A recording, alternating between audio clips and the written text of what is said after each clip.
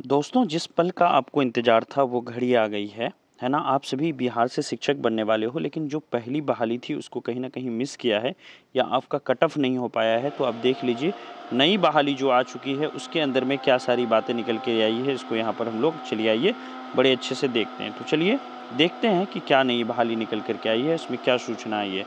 तो देखिए, बिहार लोक सेवा आयोग ने आज ही नई बहाली को लेकर के डेट भी जारी कर दिया है और कब से कब तक आपकी फॉर्म फिलिंग होगी वो भी जारी कर दिया और साथ ही साथ आपका जो एग्जामिनेशन है वो कब होगा इसकी भी संभावित तिथि यहाँ पर जारी कर दिया है। तो पूरी जो सूचना है इसको हम लोग यहाँ पर पढ़ते हैं। देखिए, ये आवश्यक सूचना दिया गया है।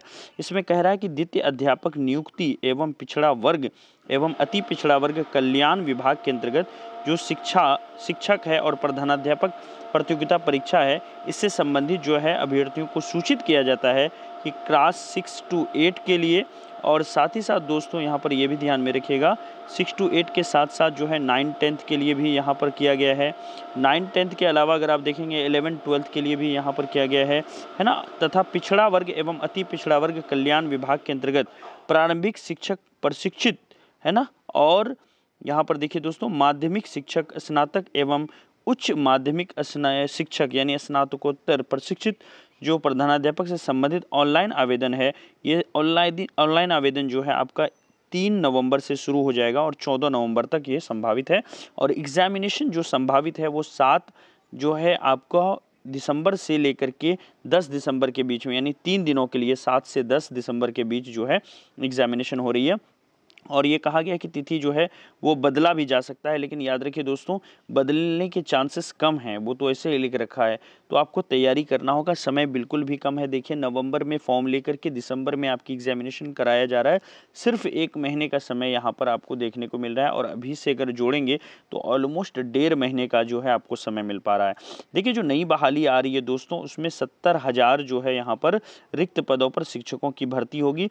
और अगर पहले वाले पद को, जो 40,000 पद बच गए हैं, जो पहली बहाली हुई थी उसमें 40,000 पद बच गए हैं, उसको अगर जोड़ दें दोस्तों, तो जो नई बहाली है उसमें लगभग जो है 1,10,000 पदों की बहाली होगी। तो देखना होगा जब यहाँ पर जो अधिसूचना आती है उसमें क्या निकल करके आ रहा है।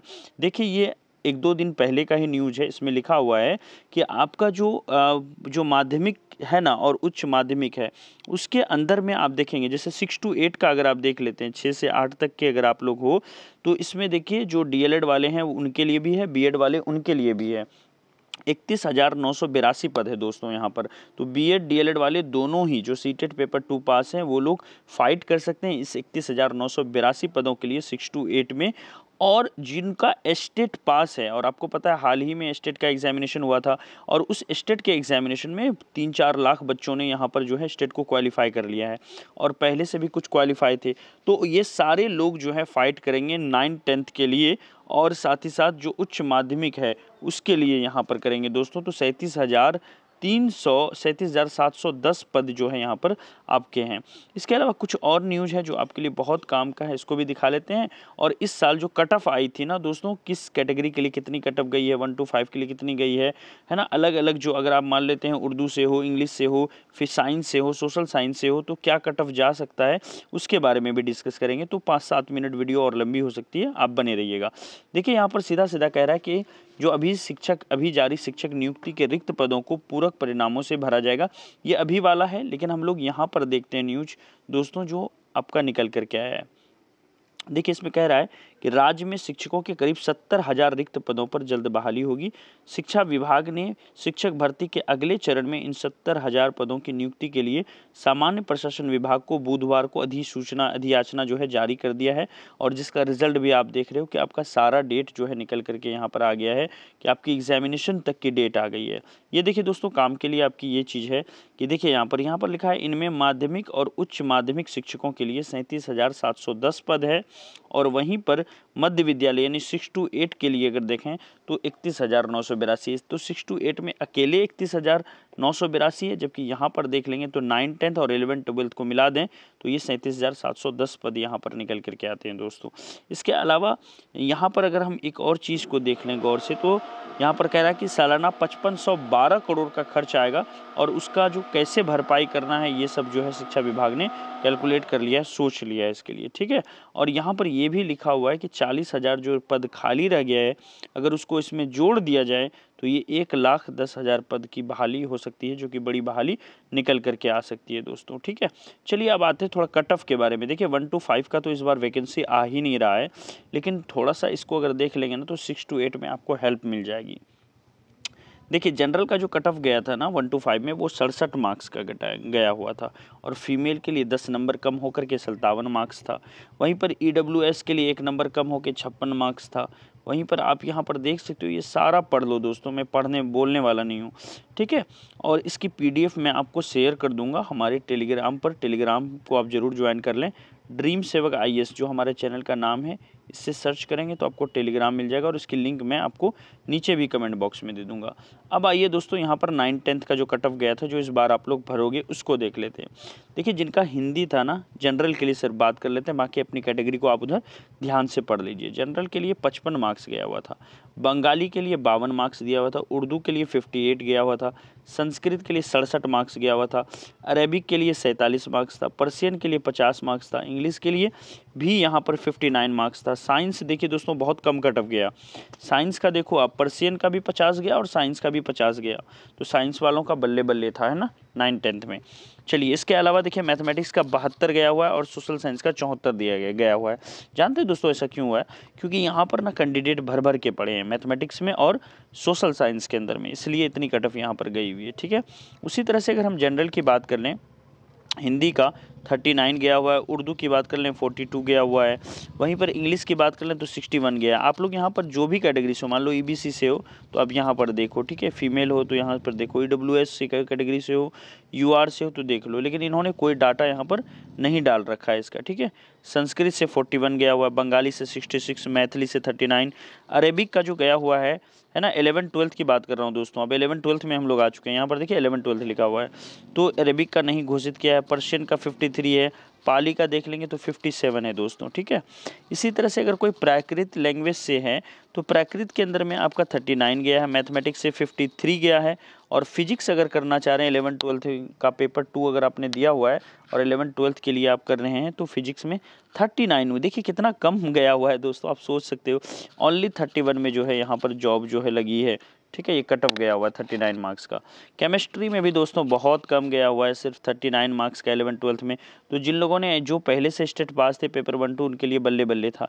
इकोनॉमिक्स में देखिए थोड़ा बढ़ गया है, 44 हो गया है। ज्योग्राफी जिनका था 40 है। देखिए फिजियोलॉजी में आपको जो है यहाँ पर, साइकोलॉजी में 39 है, सोशियोलॉजी में 39 है, ठीक है। आप देख रहे हो दोस्तों किस तरह से यहाँ पर जो है हुआ है, आप देख ही पा रहे हो, ठीक है, किस तरह से सोशियोलॉजी में भी 39 जा रहा है, केमिस्ट्री और फिजिक्स में भी 39 जा रहा है, जबकि केमिस्ट्री और फिजिक्स काफ़ी कॉमन चीज़ है, बहुत सारे लोग रखते हैं। इसके अलावा जो फिलॉसफी है 39 गया हुआ है, पॉलिटिकल साइंस में 39, होम साइंस में 40, बॉटनी के अंदर में देखेंगे तो बॉटनी के अंदर में आपको 39 गया हुआ है। चलिए जो जूलॉजी वाले हैं उनका देख लेते हैं, जूलॉजी का 57, अकाउंटेंसी से होंगे तो 65 नंबर गया था, बिजनेस स्टडीज़ से 61, एंटरप्रेन्योरशिप से 40, है ना, कंप्यूटर साइंस से जो लोग थे तो 63 गया था। हिस्ट्री का दोस्तों कमाल का था, हिस्ट्री वाले तो रो रहे होंगे, जो बच्चे एवरेज तैयारी करके गए होंगे उनका तो हुआ ही नहीं होगा। हिस्ट्री ऑनर्स भर भर के है, यही कारण है कि हिस्ट्री का कट ऑफ इतना ज़्यादा गया है, कैंडिडेट इतना ज़्यादा है, और सीट तो देखो दोस्तों फिक्स होता है तो वहाँ पर कट ऑफ बढ़ जाता है। लेकिन फिजिक्स केमिस्ट्री वगैरह में भी वहाँ पर भी सीट फिक्स है, लेकिन क्या है कैंडिडेट कम है तो कम नंबर वाले को भी ले लिया जाएगा।